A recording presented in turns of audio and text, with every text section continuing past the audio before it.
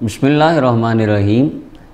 ماہ ربیع الاول شریف کی آمد ہے۔ کچھ لوگ ماہ ربیع الاول شریف میں 12 ربیع الاول شریف پہ اعتراض کرتے ہیں، کہتے ہیں اسلام میں تو صرف 2 عیدیں ہیں۔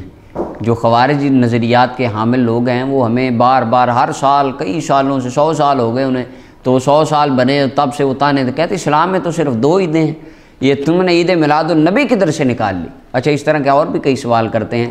خیر، اس کے اوپر ہم بات کرتے ہیں کہ کیا اسلام میں واقعتاً صرف 2 ہی عیدیں ہیں، یا ان 2 عید الفطر اور عید الاضحیٰ کے علاوہ بھی کوئی عید ہے جو مسلمانوں کی ہے؟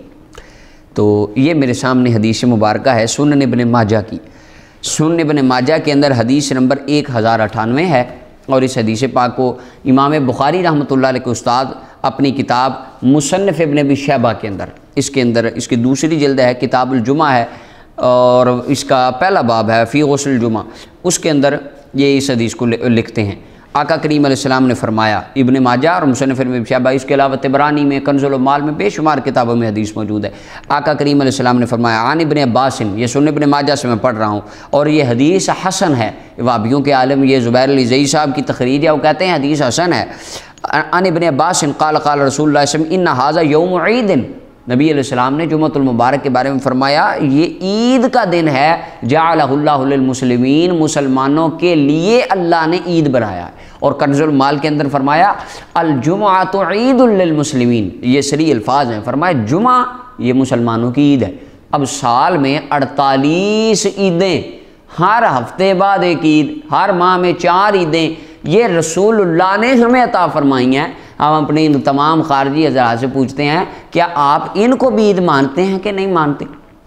اچھا، وہ ایک خارجی کہنے لگے کہ نبی علیہ السلام نے تو، صحیح مسلم کی روایت ہے، آقا کریم علیہ السلام پیر شریف کا روزہ رکھتے تھے۔ صحابہ نے عرض کیا، یا رسول اللہ حضور کیوں رکھتے ہیں؟ فرمایا اس دن میرا میلاد ہوا ہے، میں ہر پیر کو اپنا میلاد مناتا ہوں۔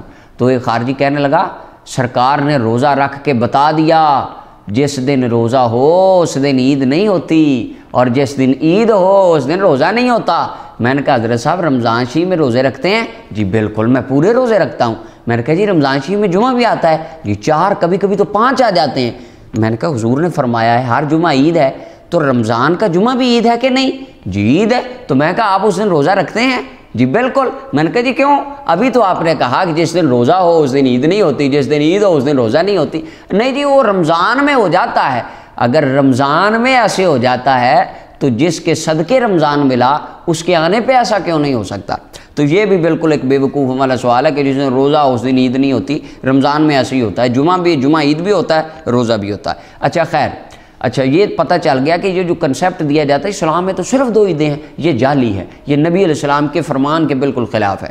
اچھا، اب اس کے بعد آگے چلیے، پھر کہا جاتا ہے کہ دیکھیں جی 12 ربیع الاول کو تو نبی پاک کا وصال ہوا ہے، تو آپ اس دن اپنا جشن عید میلاد مناتے ہیں۔ اچھا، یہ جو لوگ کہہ رہے ہوتے ہیں، یہی 2 ماہ پہلے ہمیں کہہ رہے ہوتے ہیں کہ امام علی مقام کا جب ذکر چل رہا ہوتا ہے تو شیعوں کو کہتے ہیں 3 دن سے زیادہ سوگ منانا حرام ہے، یہ جہنمیوں کا کام ہے۔ تو اب 14 صدیاں گزر گئیں، اب جب میلاد کا مہینہ آتا ہے تو ہمیں کہتے ہیں چلو اب سوگ مناؤ، نبی پاک فوت ہوئے تھے 12 کا دن سوگ، 2 مہینے پہلے بیان اور بعد میں اور۔ خیر، 12 ربیع الاول نبی علیہ السلام کا تاریخ وفات نہیں ہے، اس کے اوپر تفصیلی گفتگو میں پھر عرض کروں گا۔ ابھی آپ چند منٹ کے لیے یہ تصور کر لیں، بفرض محال یہ مان لیں کہ 12 ربیع الاول ہی نبی علیہ السلام کا یوم وصال ہے۔ یہ تو ویسے تحقیق سے یہ ثابت نہیں ہے، لیکن اگر مان بھی لیا جائے تو پھر بھی قرآن و سنت کے قاعدے ہمیں یہ بتاتے ہیں کہ اس دن سوگ منانے کی اجازت نہیں ہے۔ کس طرح؟ اب یہ پتہ چل گیا نبی علیہ السلام نے فرمایا کہ جمعہ کا دن مسلمانوں کے لیے عید ہے۔ اگلی حدیث پاک سنیے، اس حدیث پاک کو امام بخاری کے استاد مصنف ابن ابی شیبہ کتاب الجمعہ کے اندر لکھتے ہیں، اور اس کے بعد یہ سنن ابن ماجہ ہے، باب فی فضل الجمعہ، اس کے اندر حدیث نمبر سنن ابن ماجہ کی حدیث نمبر 1084 ہے، 1084۔ آقا کریم علیہ السلام، امام بوصیری کہتے ہیں یہ حدیث کی سند حسن ہے، صحیح حدیث ہے، اور امام بخاری کے استاد بھی اس حدیث کو لکھتے ہیں۔